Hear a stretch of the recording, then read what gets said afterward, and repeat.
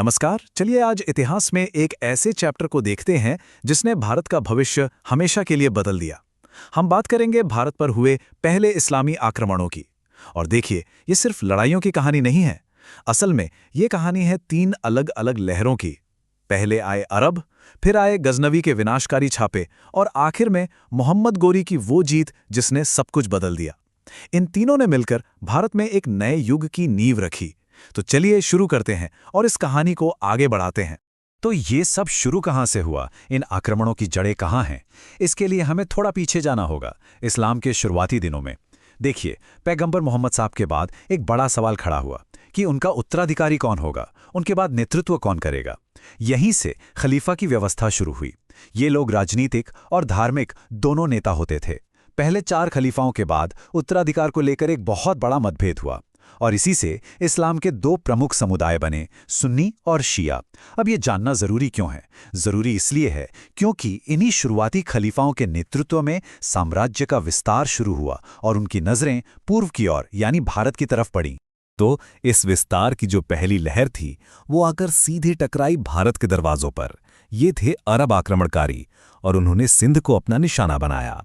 चलिए देखते हैं इस पहले अध्याय को। अब देखिए, एक दिलचस्प बात है यहाँ। ऐसा नहीं था कि वो आए और उन्होंने सिंध जीत लिया। ये उतना आसान नहीं था। 711 ईस्वी में 2 कोशिशें हुईं, एक उबैदुल्ला के नेतृत्व में और दूसरी बुदैल के। दोनों नाकाम रहीं। ठीक है, लेकिन फिर 712 ईस्वी में एक नया कमांडर आता है, युवा और महत्वाकांक्षी मोहम्मद बिन कासिम। और इस बार नतीजा बिल्कुल अलग था। वो भारत की धरती पर पहला सफल अरब विजेता बना। तो कासिम ने सबसे पहले हमला कहाँ किया? उसने निशाना बनाया देवल को। यह सिंध का एक बहुत महत्वपूर्ण बंदरगाह था, व्यापार का एक बड़ा केंद्र। आप सोच सकते हैं कि कितना व्यस्त रहा होगा। और उस वक्त सिंध पर शासन कर रहे थे राजा दाहिर। तो इन्हीं 2 ताकतों के बीच पहली बड़ी निर्णायक लड़ाई हुई। अच्छा, तो सिंध जीतने के बाद अरबों ने एक नया प्रशासनिक ढांचा तैयार किया और इसका एक बहुत जरूरी हिस्सा था जजिया कर। अब ये जजिया क्या था? मूल रूप से ये एक कर था जो गैर मुसलमानों पर लगाया जाता था, एक तरह से उनकी सुरक्षा के बदले में और उन्हें सैन्य सेवा से छूट देने के लिए। लेकिन हाँ, ये सब पर नहीं लगता था। जैसा कि हम देख सकते हैं, ब्राह्मणों, विधवाओं या जो लोग विकलांग थे उन्हें इस कर से छूट मिली हुई थी। तो इस आक्रमण का असर क्या हुआ? देखिए, 2 तरह के असर थे।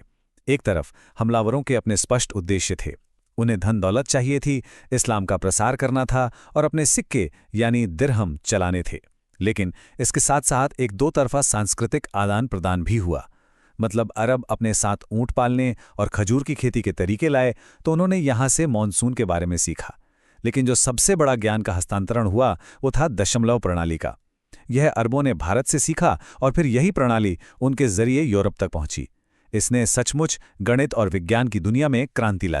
चलिए अब कहानी में एक समय छलांग लेते हैं, लगभग 300 साल आगे। अरबों के बाद आक्रमणकारियों की एक नई और शायद ज्यादा खतरनाक लहर आई। ये थे तुर्क, अफगानिस्तान के पहाड़ों से। और उनका मकसद सिर्फ कब्जा करना नहीं था, बल्कि कुछ और ही था। तो ये तुर्क आखिर थे कौन? इनकी कहानी शुरू होती है अफगानिस्तान के एक शहर गजनी से। यहाँ एक सरदार था अलप्तगीन, जिसने गजनवी वंश शुरू किया। फिर उसका दामाद आया सुबुक्तगीन। उसने भारत पर पहला तुर्क हमला किया। लेकिन असली तूफान तो तब आया जब उसका बेटा गद्दी पर बैठा। एक ऐसा नाम जिसे भारतीय इतिहास कभी नहीं भूल पाया, महमूद गजनवी। तो कौन था ये महमूद गजनवी? वो सिर्फ एक शासक नहीं था, वो इतिहास में पहला व्यक्ति था जिसने सुल्तान की उपाधि ली। उसकी एक और पहचान थी, बुतशिकन यानी मूर्ति भंजक। ये उपाधि उसके हमलों के तरीके को साफ साफ बताती है।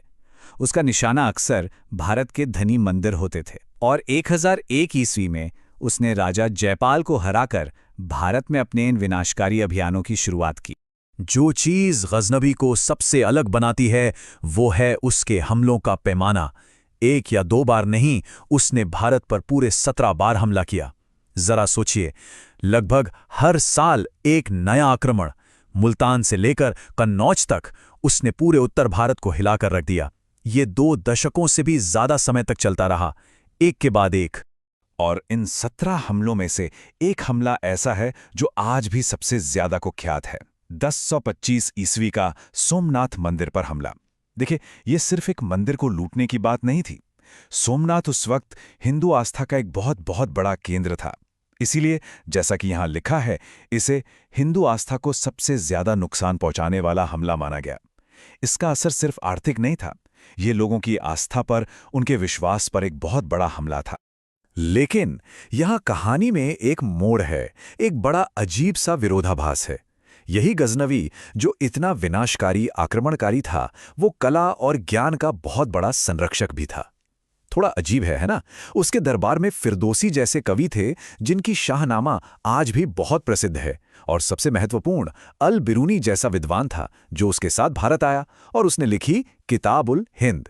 विडंबना देखिए, एक तरफ गजनवी देश को लूट रहा था और दूसरी तरफ अल बिरूनी उसी देश के ज्ञान को, संस्कृति को दर्ज कर रहा था। और आज वही किताब हमें उस दौर के भारत को समझने में मदद करती है। अच्छा जी, अब हम आते हैं अपने आखिरी और तीसरे अध्याय पर। यह है मोहम्मद गोरी का दौर। और गोरी गजनवी से बहुत अलग था। उसकी महत्वाकांक्षा सिर्फ लूटपाट तक सीमित नहीं थी। उसका इरादा भारत में एक स्थायी साम्राज्य खड़ा करना था। लेकिन गोरी के लिए भी रास्ता आसान नहीं था। शुरुआत में उसे मिले-जुले नतीजे मिले, जैसे उसने 1175 में मुल्तान जीत लिया, एक अच्छी शुरुआत।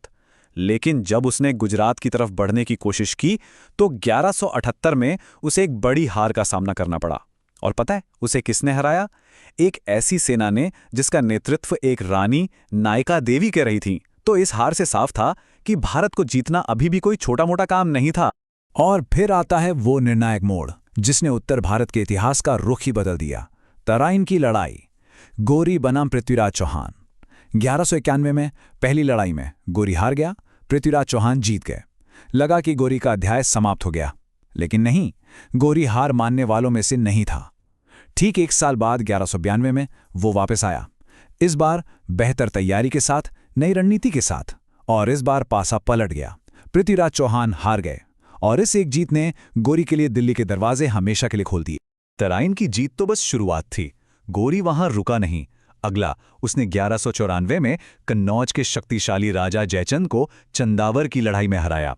और इस जीत के साथ भारत का जो सबसे उपजाऊ और रणनीतिक इलाका है ना, गंगा घाटी, वो पूरा उसके नियंत्रण में आ गया।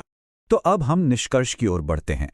यह समझना जरूरी है कि गोरी की जीत ने भारत में एक स्थायी शासन की नींव कैसे रखी, क्योंकि यह सिर्फ विजय की बात नहीं थी, अब बात थी प्रशासन की। गोरी की विरासत सिर्फ जीती हुई लड़ाइयों में नहीं है, बल्कि उसके प्रशासनिक कदमों में भी है। उसने इक्ता प्रणाली शुरू की, यानी अपने अधिकारियों को वेतन के बदले जमीन का एक टुकड़ा दे देना। इस प्रणाली ने आगे आने वाली सल्तनत की नींव रखी। और सबसे आश्चर्यजनक बात देखिए, उसने ऐसे सिक्के जारी किए जिनके एक तरफ देवी लक्ष्मी की छवि थी। शायद यह स्थानीय लोगों को अपने साथ जोड़ने का एक तरीका था। और हाँ, इसी समय सूफी संत मोइनुद्दीन चिश्ती भी भारत आए, जिसका भारत की संस्कृति पर बहुत गहरा असर पड़ा। और फिर 1206 में कहानी एक अप्रत्याशित मोड़ लेती है। गोरी की हत्या हो जाती है। लेकिन यहां कुछ खत्म नहीं हुआ, बल्कि एक नई शुरुआत हुई। देखिए, गोरी का कोई बेटा नहीं था जो उसके बाद शासन करता, तो उसका इतना बड़ा साम्राज्य उसके सबसे भरोसेमंद गुलाम सेनापतियों में बंट गया। यल्दूज को गजनी मिला, कुबाचा को सिंध, लेकिन जो भारत का हिस्सा था वो मिला उसके सबसे वफादार सिपाहसालार कुतुबुद्दीन ऐबक को। और इसी ऐबक ने दिल्ली को राजधानी बनाकर भारत के अगले महान साम्राज्य की नींव रखी, जिसे हम जानते हैं दिल्ली सल्तनत के नाम से। तो यहाँ एक कहानी खत्म हुई ताकि एक और बड़ी कहानी शुरू हो सके।